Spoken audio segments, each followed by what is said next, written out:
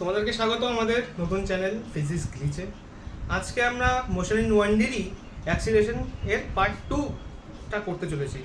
আজকে আমরা অ্যাক্সিলারেশনের সাথে সাথে আর কোশ্চেন আর এই কোশ্চেন বেসের উপরে নিট আর জেই নিউমেরিক্যালস আর পিওইকিউ সলভ করব।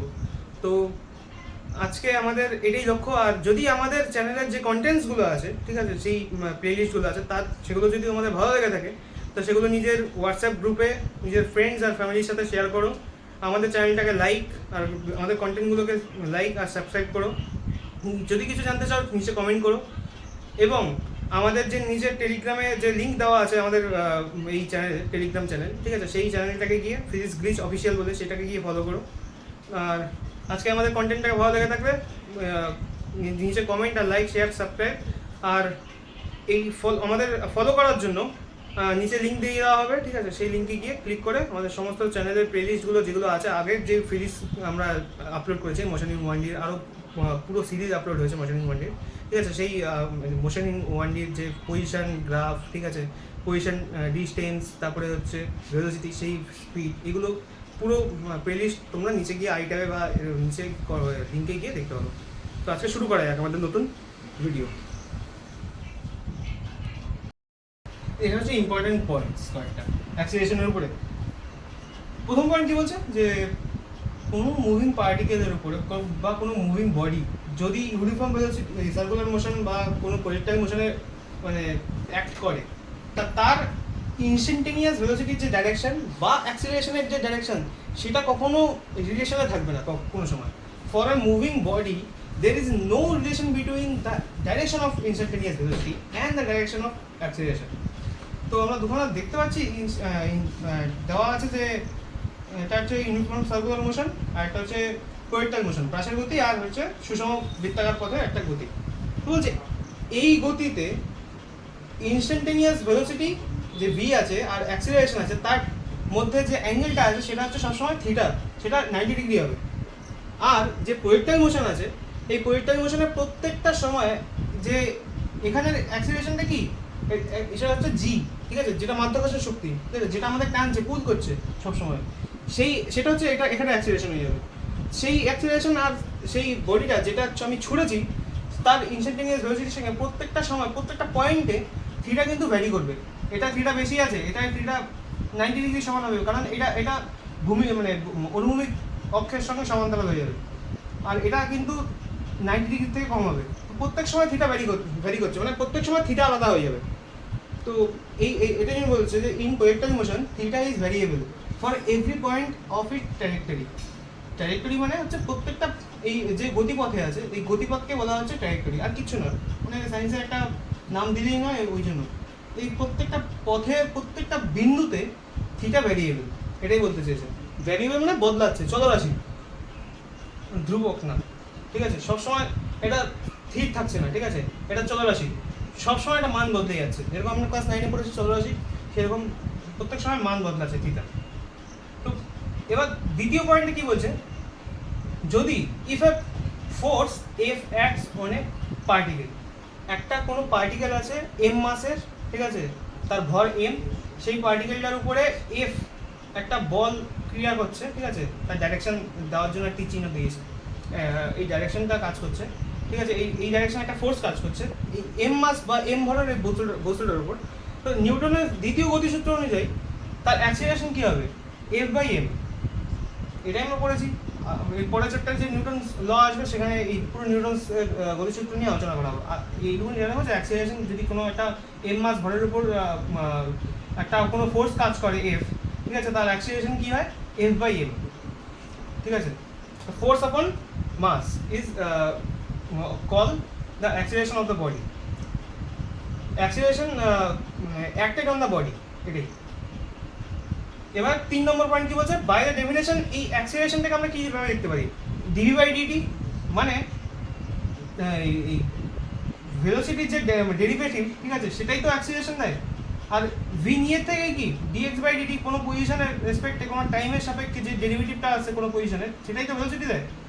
তাই সেটাই আবার ভি এর জায়গায় একটা দিয়ে দিয়েছি, তাই এক্স এর ডবল ডেরিভেটিভ কি দিয়ে দিচ্ছে, আমাকে অ্যাক্সিলারেশন দিচ্ছে। তাই এখানে লেখা আছে যদি এক্স একটা ফাংশন অফ টাইম হয়, ঠিক আছে, কার ফাংশন অফ টাইম, এক্স হচ্ছে সেই ফাংশন অফ টাইম কিসের জন্য, যে এক্স এর একটা মান আসবে, মানে এরকম একটা আসতে পারে এক্স, যে এক্স ফাংশন অফ টাইম মানে হচ্ছে টাইমের 2t স্কোয়ার প্লাস 1, ঠিক আছে, প্লাস 4t প্লাস 3, এরকম কিছু একটা আসবে। তো এটা হচ্ছে ফাংশন অফ টাইম, ঠিক আছে, টাইমের অপেক্ষক দ্বারা হচ্ছে এক্স গঠিত। এরকম যদি আসে সেরকম সময় এই এক্স এর বা ডিসপ্লেসমেন্ট, যেটাকে আমরা বলি ডিসপ্লেসমেন্ট, সেই সরণের সেকেন্ড ডেরিভেটিভ মানে দুইবার ডেরিভেটিভ করলে আমাকে কি দিয়ে দেবে, আমাকে অ্যাক্সিলারেশন দিয়ে দেবে। এবার 4 নম্বর পয়েন্ট কি বলছে? 4 নম্বর পয়েন্ট বলছে যদি কোনো একটা ভেলোসিটি ফাংশন অফ পজিশনের রেসপেক্টে দেওয়া থাকে, ফাংশন অফ পজিশন মানে হচ্ছে এই যে function of position, derivative of x displacement, যেটাকে ফাংশন অফ পজিশন বলা হয়, ঠিক আছে, এই পজিশন টাইম গ্রাফ বা ডিসপ্লেসমেন্ট বলা হয়, সেটার সময় যদি দেয়, সেটা যদি এটা আসে, তাহলে চেন রুলের সাহায্যে আমরা শুধুমাত্র পজিশনের মাধ্যমেও আমার অ্যাক্সিলারেশন ডিফাইন করতে পারি। কীরকম করে? অ্যাক্সিলারেশন আর ডেরিভেটিভ অফ ভেলোসিটি, এই ডিটিটাকে কাটার জন্য নিচে একটা ডিএক্স আনলাম আর উপরে একটা ডিএক্স আনলাম, মানে আমি কিছুই করলাম না, এটাকে টাইম মানে পজিশনের সাপেক্ষে ডেরিভেটিভ করলাম, কার? ভেলোসিটিকে।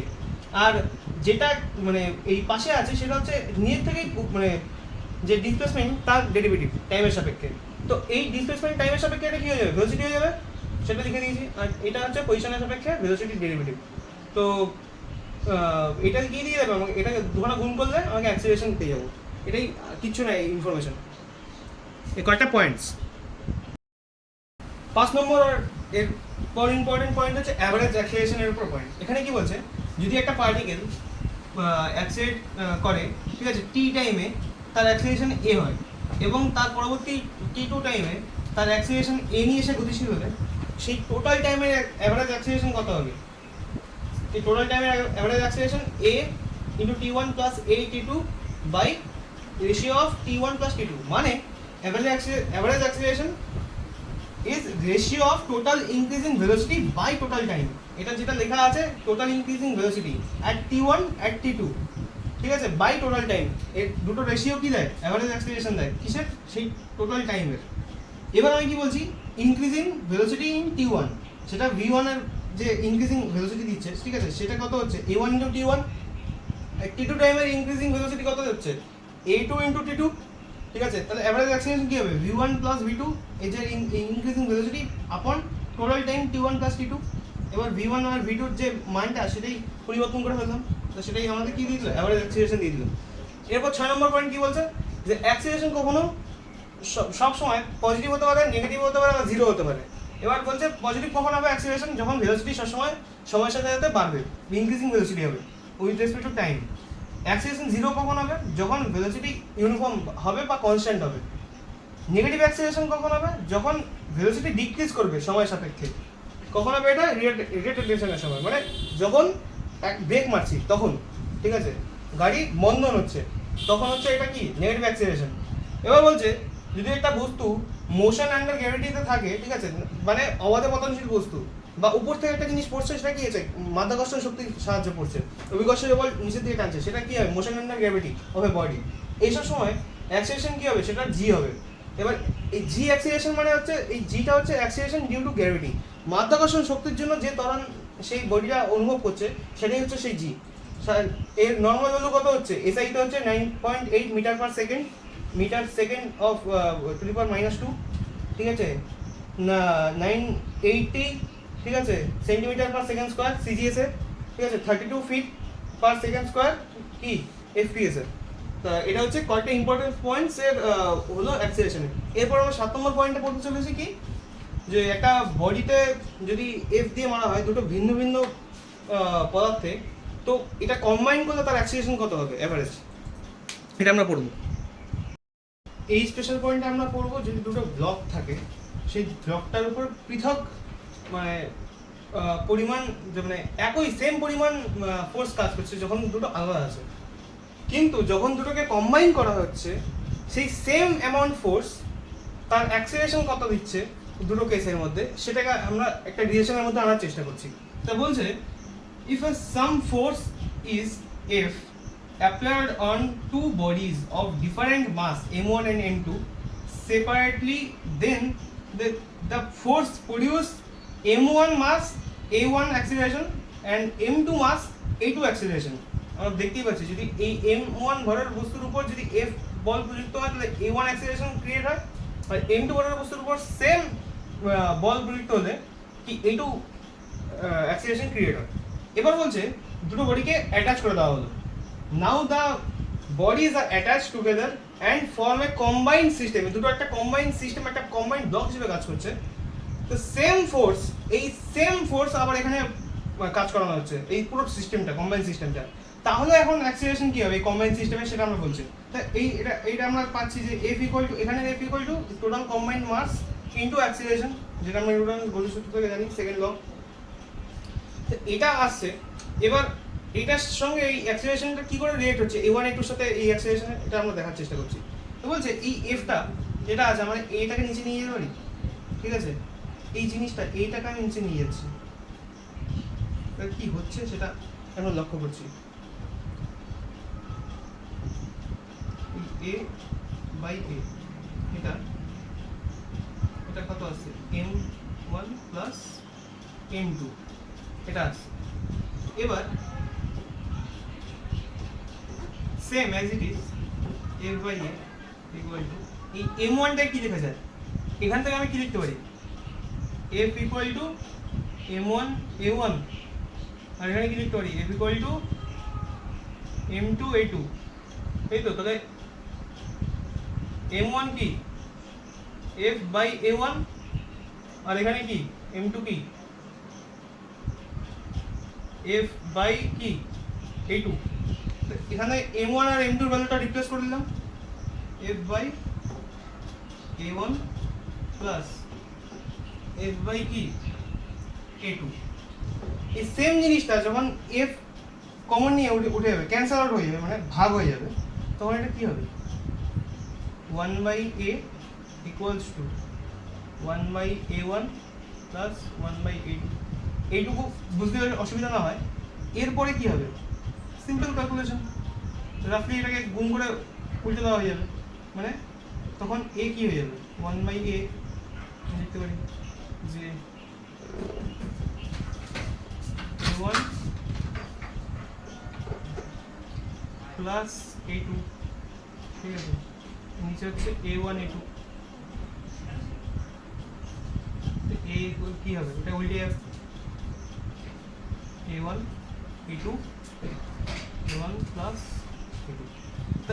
এই দুটো কেসে যে দেখলাম যে m1 ভরের উপর সেম আর m2 ভরের উপর সেম বল যদি আমরা মানে ক্রিয়া করাই, তাহলে দুটো ভিন্ন অ্যাক্সিলারেশন দিচ্ছে a1 আর a2।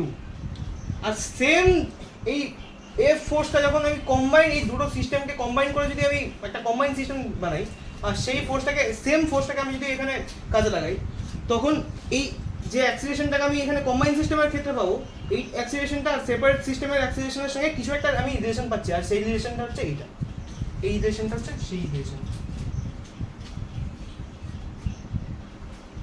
তো এই জন্য এই কেসটা যেই one of the important question সেশনের মধ্যে আসে, যেটা মনে রাখা উচিত।